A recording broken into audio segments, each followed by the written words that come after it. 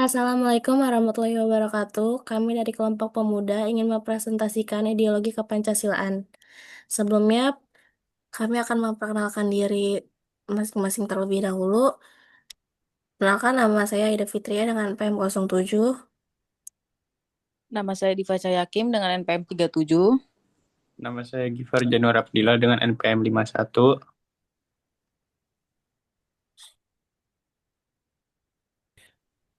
Nama saya Muhammad Fadila Putra dengan NPM 63.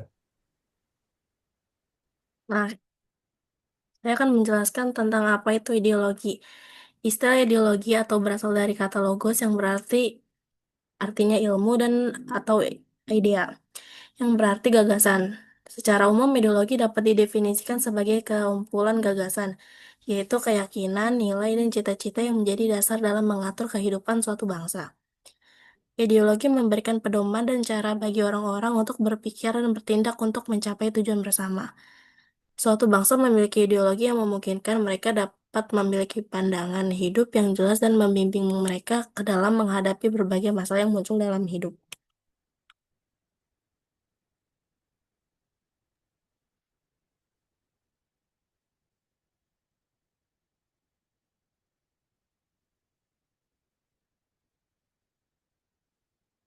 Selanjutnya, di sini ada hubungan filsafat dan ideologi.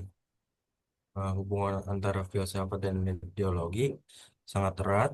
Filsafat mencari kebenaran mendasarkan tentang hakikat manusia, masyarakat, dan negara. Dan ideologi mengubah ide-ide tersebut menjadi sistem nilai dapat diterapkan dalam kehidupan bangsa dan negara.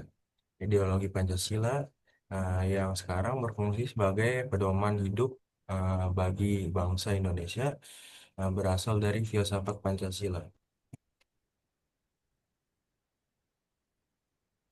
Selanjutnya di sini ada fungsi ideologi. Yang pertama di sini ada fungsi ideologi struktur kognitif atau keseluruhan pengetahuan yang dapat digunakan sebagai landasan untuk memahami dan menafsirkan dunia dan peristiwa yang terjadi di sekitar kita. Yang kedua, ada fungsi ideologi orientasi dasar adalah untuk membuka wawancara yang memberikan makna dan tujuan bagi kehidupan manusia. Dan yang ketiga, ideologi norma-norma berfungsi sebagai pegangan dan pedoman bagi seseorang dalam bertindak dan bertindak.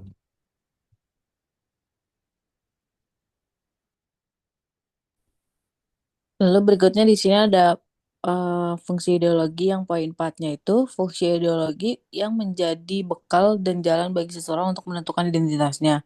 Yang kelima, fungsi ideologi sebagai kekuatan yang mampu menyemangati dan mendorong seseorang untuk menjalankan kegiatan dan mencapai tujuan. Lalu yang terakhir ada ideologi berfungsi sebagai sumber pendidikan yang memungkinkan individu atau masyarakat untuk memahami, menghayati, dan mengubah tingkah laku mereka sesuai dengan arahan dan standar yang terkandung di dalamnya. Lalu di sini ada jenis-jenis ideologi. Yang pertama itu ada kapitalisme. Nah, kapitalisme ini menekankan kepemilikan pribadi atas alat produksi serta kebebasan ekonomi. Setiap orang memiliki kebebasan untuk mencari keuntungan sebanyak mungkin dan pemerintah tidak terlalu terlibat dalam aktivitas ekonomi. Yang kedua ada liberalisme. Liberalisme ini menekankan kebebasan individu dalam segala aspek kehidupan termasuk politik, ekonomi, dan sosial. Pandangan ini menganggap kebebasan sebagai hak dasar manusia dan peran pemerintah harus dibatasi agar tidak mengganggu kebebasan individu. Lalu yang ketiga ada komunisme. Nah, komunisme ini adalah ideologi yang menolak kepemilikan pribadi. Semua alat produksi serta tanah, pabrik, dan sumber daya alam dikuasai oleh negara untuk kepentingan bersama. Tujuannya adalah menciptakan masyarakat tanpa kelas dan tanpa kesenjangan ekonomi. Contohnya, pernah diterapkan di Uni Soviet dan masih ada di Tiongkok dalam bentuk yang dimodifikasi.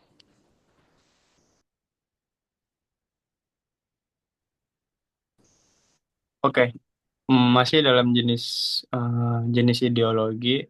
Sini selanjutnya ada sosialisme. Sosialisme itu berbeda sama komunisme. Sosialisme ini lebih menekankan pemerataan dan keadilan sosial. dan negara milik peran besar dalam mengatur ekonomi untuk mencegah kesenjangan antara yang kaya dan yang miskin. Namun sosialisme masih mengizinkan kepemilikan pribadi secara terbatas. Dan selanjutnya ada nasionalisme. Nasionalisme adalah keyakinan yang mendorong rasa cinta dan kesetiaan kepada bangsa dan tanah air. Nah, para pendukungnya memprioritaskan kepentingan bangsa daripada kepentingan individu atau kelompok. Selain itu, patriotisme menumbuhkan rasa persatuan dan bela negara. Kemudian sini yang terakhir ada fasisme. Apa itu fasisme? Fasisme adalah sebuah keyakinan yang menekankan kekuatan, disiplin, dan kepatuhan absolut kepada seorang pemimpin. Nah, sistem ini mengatur semua aspek kehidupan masyarakat dan kebebasan setiap orang dibatasi untuk kepentingan negara. Contohnya itu pemerintahan Mussolini di Italia dan Hitler di Jerman. Nah, jadi dari yang sudah dibahas sebelumnya, kita dapat menarik kesimpulannya, sebagai ideologi bangsa Indonesia, Pancasila tidak hanya menjadi dasar negara, tapi juga menjadi pedoman hidup bagi seluruh rakyat Indonesia.